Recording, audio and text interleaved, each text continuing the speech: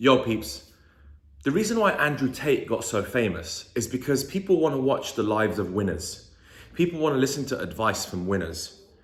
They don't want to hear advice from losers. Have you ever heard an ugly guy give dating advice successfully?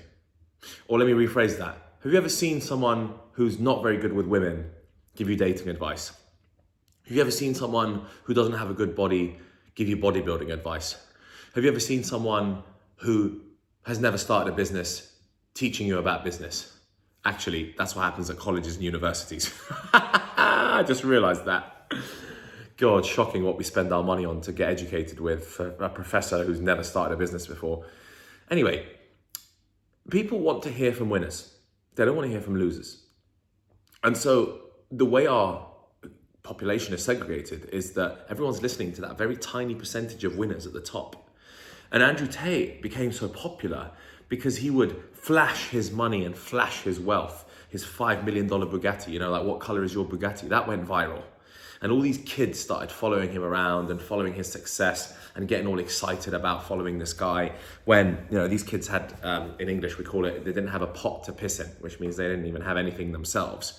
So people want to listen to winners and, they don't really want to listen to someone who hasn't been successful. So social media is full of influencers who are either really good looking, really rich, and that's pretty much about it. Now, obviously, there are other influencers in this world with an array of different properties and traits and industries, cooking and fashion and eyelashes and spirituality and reading. And there's literally content about everything, absolutely everything you could think of.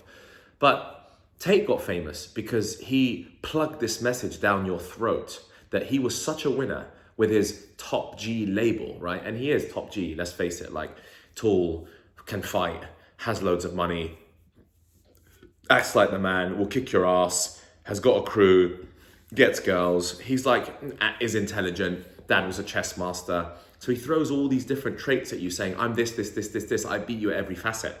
And actually it's something I grew up thinking about as well. Like, I wanted to beat all other men at every possible facet. Some men I can't beat in terms of height. Some men I can't beat in terms of pure genes, in terms of pure looks, in terms of pure beauty, okay? There's always going to be someone taller than you. There's always going to be someone better looking than you. There's always going to be someone richer than you. There's always going to be someone with more than you. Yeah, that's one thing that I've had to learn to deal with in my own sort of spiritual heart, is that as much as I'm going to chase whatever I'm going to chase, to get to Tate level is going to be almost impossible. To reach that level of fame, to reach that level of wealth. The guy's worth hundreds of millions, saying he's now worth a billionaire, saying he's now a billionaire. Could be. But to get to that level, your case has to be so extremely unique. And it's not just the hard work that gets you there. You need a bit of luck, right time, right place, path in life, adversity you faced as a child.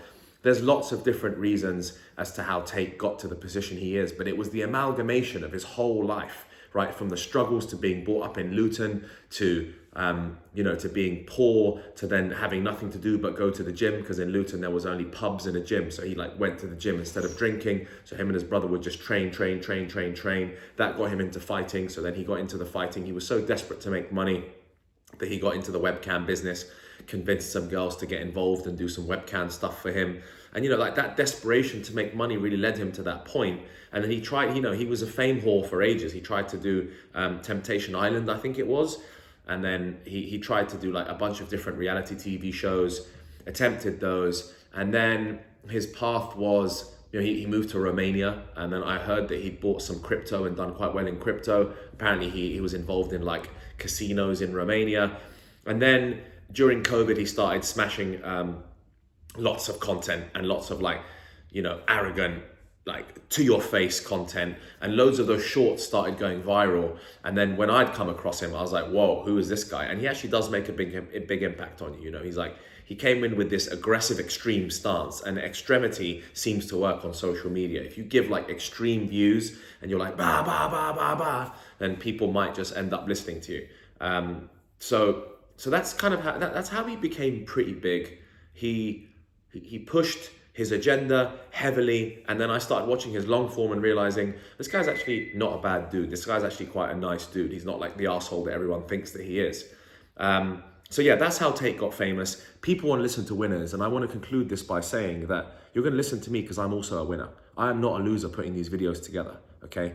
I win when it comes to money, body, girls, family, travel, many different aspects. So stick around in this channel and you're going to get gem after gem after gem, all right? Winners train winners. Peace out.